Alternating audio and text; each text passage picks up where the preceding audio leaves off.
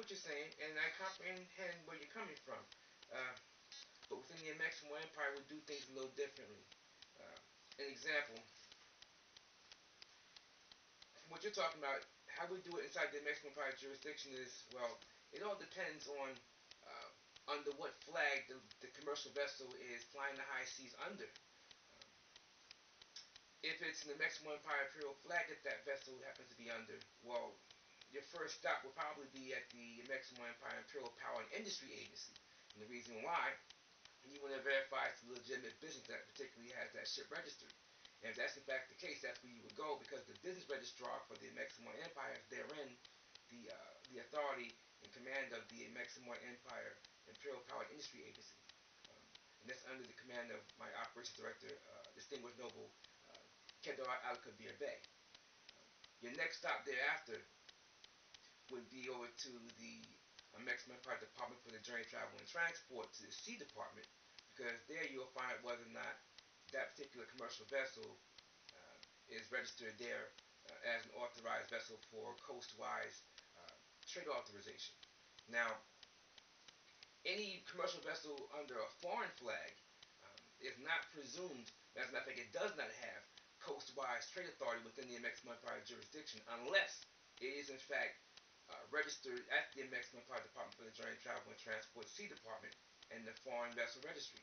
Now, those vessels do have coastwise trade authority within the Amexem-Moor-Empire jurisdiction, provided that it's for standard commercial trade. If there are special issues, when we have special considerations that we have to go through regarding that, or it might be a temporary authority or authorization, or a special authorization may be given. If you're talking about a particular ship that lays seabed cable, that would be an example. Ships that carry liquefied natural gas or other hazardous material will require the same type of special authorizations. Virtually any, if it's a commercial vessel and it's 6 feet or longer, I won't get into the displacement, but if it's 6 feet in length or longer, that particular commercial vessel is required to have documentation aboard. And the Amexem-Moor-Empire Imperial Customs Force, any lieutenant commander in the Amexem-Moor-Empire Imperial Customs Force afloat shall tell you that there are particular criteria that they'll be looking for in the event that they move to board a vessel for inspection. There are a wide variety of things that's going to go down for that to occur. And I can guarantee you this: if a vessel is stopped and boarded for inspection, the log aboard that vessel is most certainly going to be inspected. That's a given. Another thing that we'll be looking at is, well, we'll probably be looking to do a cursory examination of particular things to see that everything is in our proper specifications, because any vessel coming into our waters is already going to be well aware of what our regulations are in that particular regard. We are familiar with the international standards that most folks are contracted into.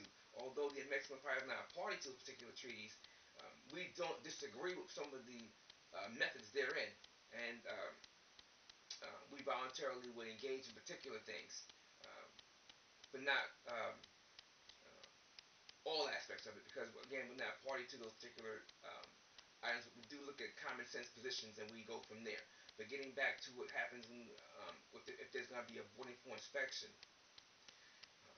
depending on what is found, the commanding officer aboard that away team that dispatches out from our vessel to in fact do the inspection, whoever that party may be, whether they be a detective senior grade, if it's going to be done by an ensign or a second lieutenant who happen to have